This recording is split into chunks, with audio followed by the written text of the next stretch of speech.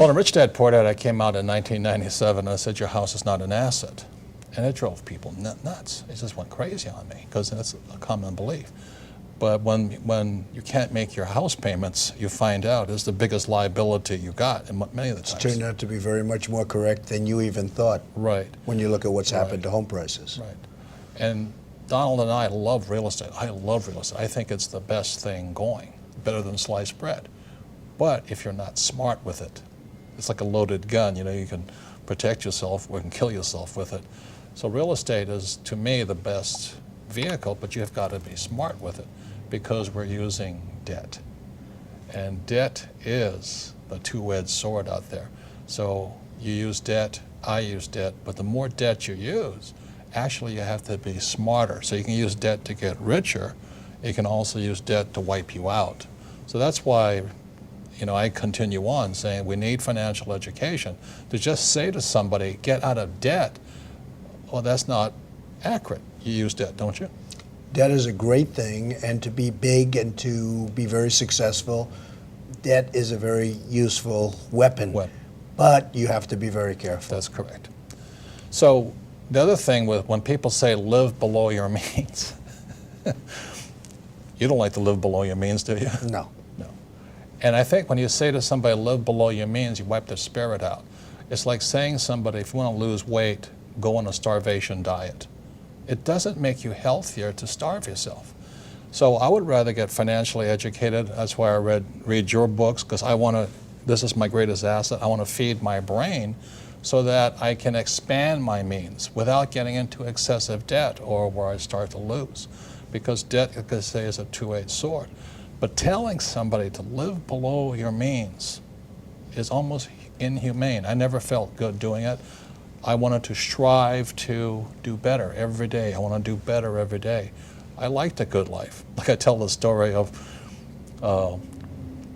taxiing underneath your jet. You know, I was in my jet, but it was a little Learjet. And I look up and there's a 727, and I taxi under it. I said, holy mackerel. You know, it's big boys and their toys, but nonetheless it inspired me. I said, okay, I'm in a Learjet now, it's time to step up.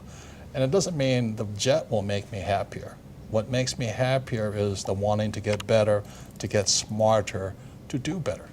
Well, I have a friend who was not successful at all, but was really up and coming. And he had a thing. He would only fly first class.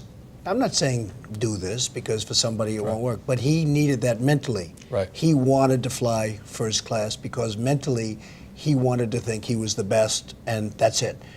And even though he didn't have much money at the time, this is years ago, he would always fly. I used to criticize him, but it put him in a good state of mind, and he became a very, very successful guy. Yes. Very, very successful. Yes. And I've always remembered that. He would never fly coach. Right. He would always fly first class, even though he didn't have the means to fly. So, look, it's complicated, but whatever it takes to train that. Whatever makes you feel better about yourself, stronger, more confident, to want to do better. And I think really that's the issue. And we're at the stage of our lives right now, to ask for more is not really it, but to do better, to feel better about ourselves is still important. It is very important. Right. So that's why I don't like saying live below your means and scrimp and all that, because shopping is fun. Nice houses are fun. At the same time, you have to be very careful. Yes, but you have to be responsible about it. Correct. Like when you invited us up to your little duplex up here, whatever they call it, we walked up there, and I've never seen a two-story, entire floor home in New York City. And my wife Kim says, I never really want to live in a condo, but she says, Mr. Trump's house will do. And it is spectacular. You know what I mean? And it's... And yet I don't need that, Robert. Yes, I don't need that. If I had one nice bedroom with a good television set and a nice bed, and you don't really need that. But it was in a building I built, and it was there for the taking, so I figured I might as well do it. And what have I done? Instead of selling the equivalent of 12 or 13 units, I kept them.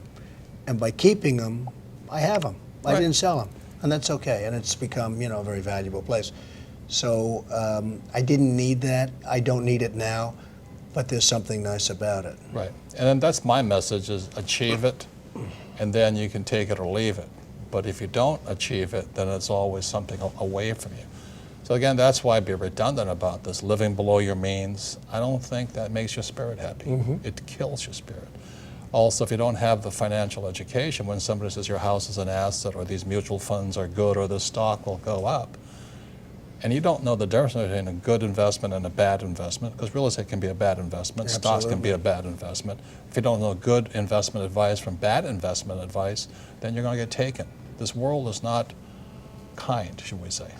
The hardest thing that I've witnessed over the last year is seeing people that were very hardworking and very conservative that invested in the stocks. And Right. I'm not talking about high-flying stocks. I'm talking about very solid companies.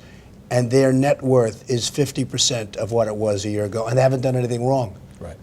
Now, they put their money in stocks, so I guess you could say that's wrong, but it's really not wrong, No. because historically that's been okay. Right. So they went into conservative stocks, and a year later they're worth 50%, and all they've done is worked. And that's the hardest thing I've seen. It's tragedy. The thing that I want to say is this: you can invest in gold and lose money. You can invest in real estate and lose money. You can lose stocks and lose money. You can invest in oil and lose money. You can also make a lot of money in all those things. So really the reason we get together is because your financial intelligence, your financial IQ makes something valuable or not value. Like I said, you have to know a good investment from a bad investment, good advice from bad advice.